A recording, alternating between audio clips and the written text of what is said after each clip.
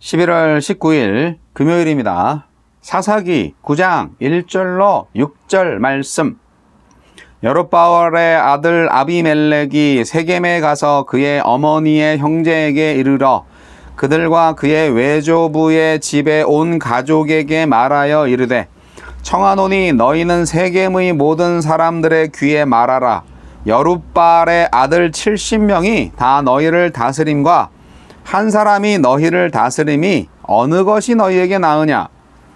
또 나는 너희와 고륙임을 기억하라 하니 그의 어머니의 형제들이 그를 위하여 이 모든 말을 세겜의 모든 사람들의 귀에 말하매 그들의 마음이 아비멜렉에게로 기울어서 이르기를 그는 우리 형제라 하고 바알브릿 신전에서 은 70개를 내어 그에게 주매 아비멜렉이 그것으로 방탕하고 경박한 사람들을 사서 자기를 따르게 하고 오브라에 있는 그의 아버지의 집으로 가서 여룻바알의 아들 곧 자기 형제 70명을 한 바위 위에서 죽였으되 다만 여룻바알의 막내 아들 요담은 스스로 숨었으므로 남으니라. 세겜의 모든 사람과 밀로 모든 족속이 모여서 세겜에 있는 상수리 나무 기둥 곁에서 아비멜렉을 왕으로 삼으니라. 야만과의 이기심으로 세운 왕국. 권력욕에 사로잡힌 아비멜렉은 왕이 되기 위해서 음모를 꾸밉니다. 혈연을 앞세워 세겜 사람들을 선동하고 그들의 지원에 힘입어 이복 형제들을 죽여 기어코 왕이 됩니다. 우리에게 주시는 교훈은 무엇입니까? 욕심에 사로잡히면 사람을 이용하게 됩니다. 아비멜렉은 이복 형제들을 죽이고 왕이 되려는 야망을 이루기 위해 세겜 사람들을 지지 세력으로 선택했습니다. 혈연을 앞세워 그들의 마음을 흔들었고 정치적 특혜를 약속하며 그들을 선동했습니다.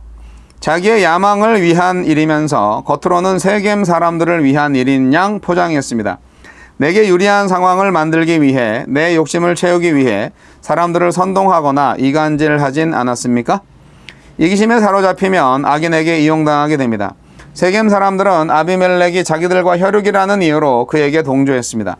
세겜 사람들은 아비멜렉이 왕이 되면 혈육인 자기들만큼은 다른 이스라엘 백성들과 달리 특별 대우를 받으면서 특권을 누리게 될 것으로 기대했기 때문에 죄 없는 사람들을 살육하는 일에 공범이 되었습니다.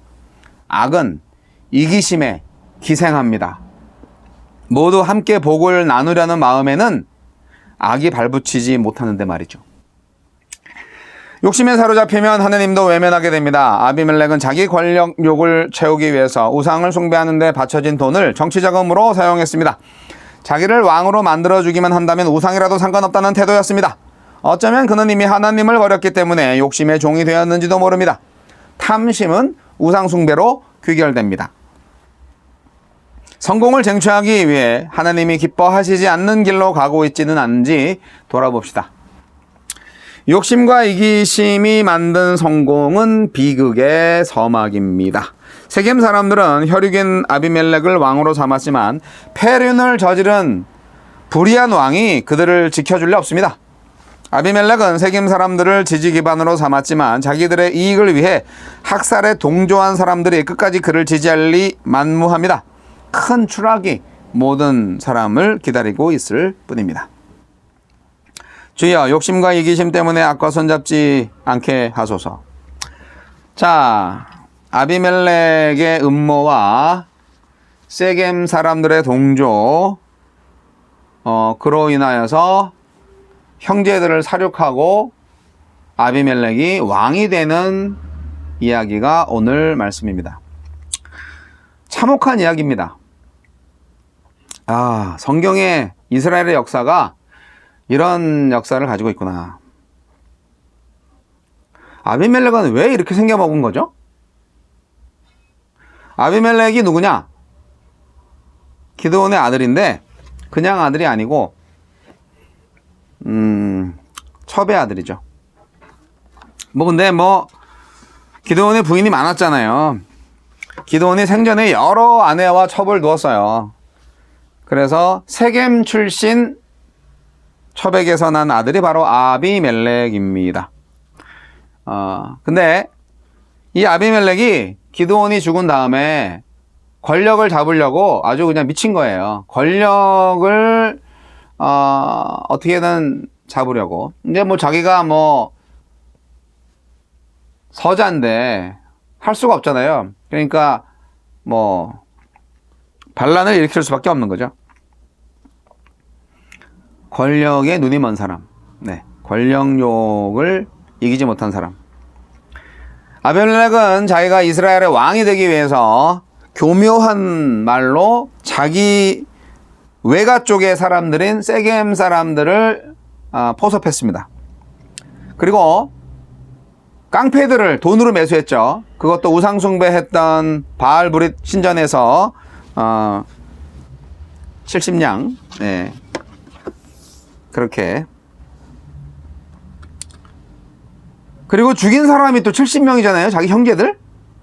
야, 참. 은 70개, 은 하나씩, 목숨 하나씩이네. 아이고야. 자기 형제들인데, 비록 뭐 이복형, 이복동생 이런 사람들이었겠지만, 그래도 그렇게 인명을 살상하면 안 되죠. 하느님이 그걸 기뻐하실 리가 없어요. 자기의 이기적인 욕구를 충족시키기 위해서 수단과 방법을 가리지 않고 사람 목숨을 파리 목숨으로 생각을 하면서 그렇게 불쌍하다 참. 그런데 이 아비멜렉을 왕으로 세우고자 한 세겜 사람들 역시 마찬가지 아닌가요? 중앙정부하고는 조금 멀리 있으니까 저 사람이 저 왕이 되면 우리 동네 좀 잘 되겠지, 우리한테 더 잘해주겠지, 이런 특권 욕구가 있었던 것 같아요. 그러니까 여러분,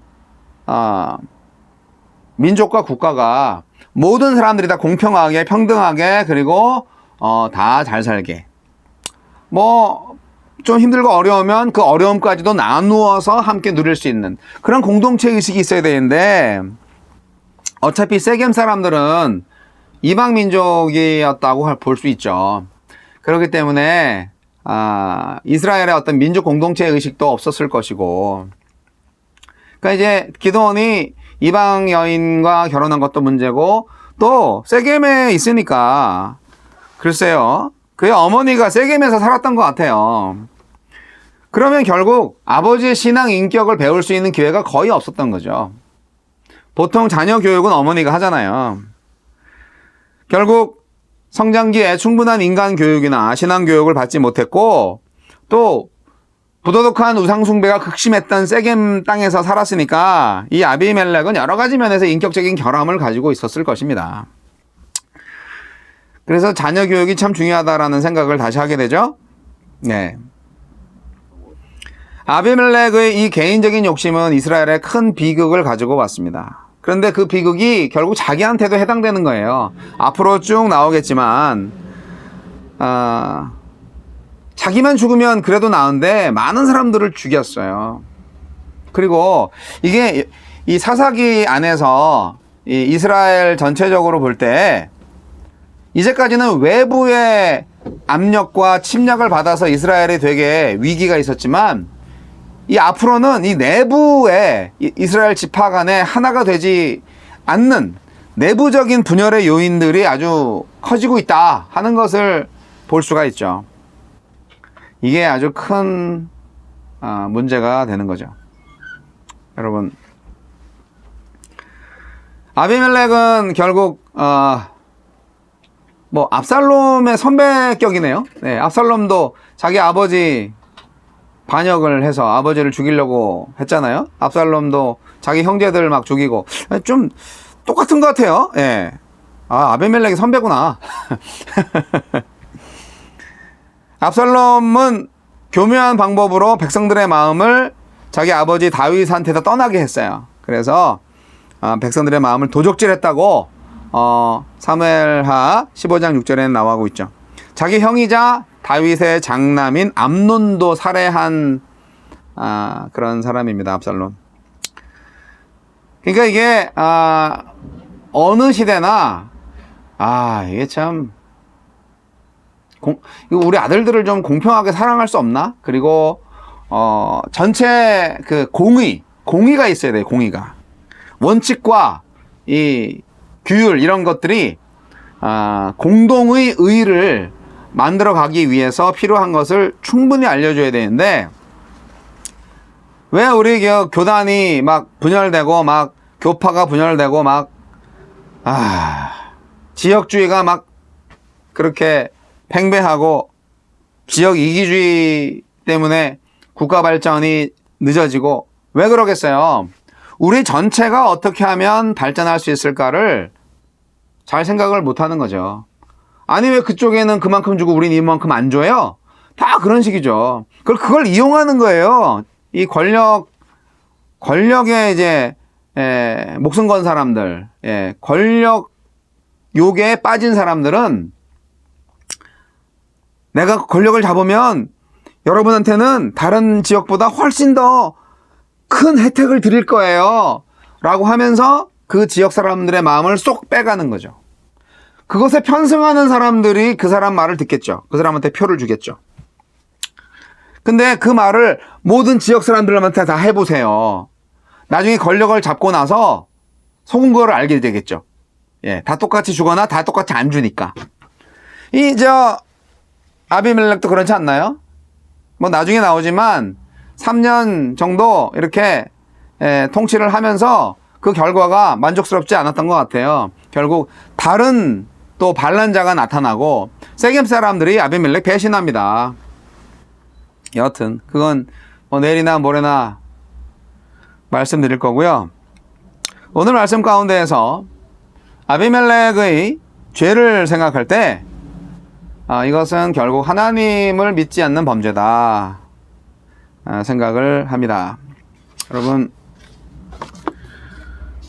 하나님을 믿지 않는 범죄 이상의 큰 죄는 없습니다. 아비멜렉은 머리가 좋은 사람이에요. 스스로 왕이 되려고 한 사람이고 혈연의 지지를 얻은 사람이고 결국 피로 왕위를 차지한 성공한 사람입니다. 세상적으로. 하지만 요담이 살아남았어요. 막내 동생 요담이 도망갔습니다. 그리고 요담이 예언을 하죠. 저주의 예언을 합니다. 그리고 그 저주대로 아비멜렉은 비참한 최후를 맞이합니다. 그의 왕 통치 생활은 3년으로 끝납니다. 그렇게 파리의 목숨으로 생각했던 자기 형제들의 죽음처럼 본인도 아주 연약한 여인의 손에 의해서 돌에 맞아 죽는 거 여러분 아시죠? 나중에 말씀드릴게요. 정말 권력을 위해서 인륜을 저버린 폐륜적 인물 아비멜렉. 우리 주위에 이런 사람 있나요? 이런 사람을 또 추종하는 사람들이 있나요? 자기 형제들을 죽이고 세겜의 왕이 된 아비멜렉이 정말 존경받을 만한 구석에 한 군데라도 있는 겁니까? 글쎄요. 그러면 이런 괴물을 왜 만들었냐? 어떻게 만들 수 있었냐? 뭐 결국은 기돈 아버지 잘못이죠. 왜 여러 아내를 둬? 아내는 한 명만 있으면 되지. 좀 참아야지. 아무리 권력을 잡았다고 해도 이방 민족들이, 이방 왕들이 하는 것처럼 그렇게 많은 아내를 거느리고 뭐 그게 다 권력이 되니까. 그거가 어떻게 보면 유혹이죠. 그래서 성공을 한 다음에 성공의 그 상태를 유지하는 게 사실 더 어렵습니다. 변은 익을수록 고개를 숙이는데 성공을 하셨으면은 그게 다 하나님의 덕분인 줄 알고 겸손하게 감사하며 그 성공의 모든 유익들을 나눠주면서 그렇게 사셔야지. 그거를 본인이 다 누리고 자기가 한 것처럼 착각하고 자식 교육도 안 하고 결국 이스라엘의 미래를 막아버린 거 아니에요. 야만과 이기심으로 세운 왕국은 금방 끝납니다. 그리고 뭐 죽을 때까지 편안하게 살 수도 있어요. 요즘 세상에 봐도 독재자들 왜 이렇게 오래 살지? 왜 이렇게 벌을 안 받지? 괜찮아요. 그 사람들 죽으면 다 지옥 가니까. 걱정하지 마세요. 하나님은 정의의 하나님이고 공의의 하나님이세요. 계속 회개의 기회를 주시느라고 오래 살게 하는 거죠. 이 세상에서 심판받지 않으면 저 세상에서 심판 당연히 받죠. 그런 공의의 하나님이 아니면 제가 신앙생활을 하겠습니까? 그런 공의의 하나님이 아니면 제가 목사가 됐겠습니까? 저는 공의와 사랑의 하나님을 믿습니다. 이 생에서 심판이 안 되면 저 생에서 반드시 심판 받을 거예요. 그래서 저는 조심하고 있습니다. 겸손해야 될 이유가 충분히 있습니다. 네. 사랑하는 성도 여러분, 아비멜렉을 조심하십시오.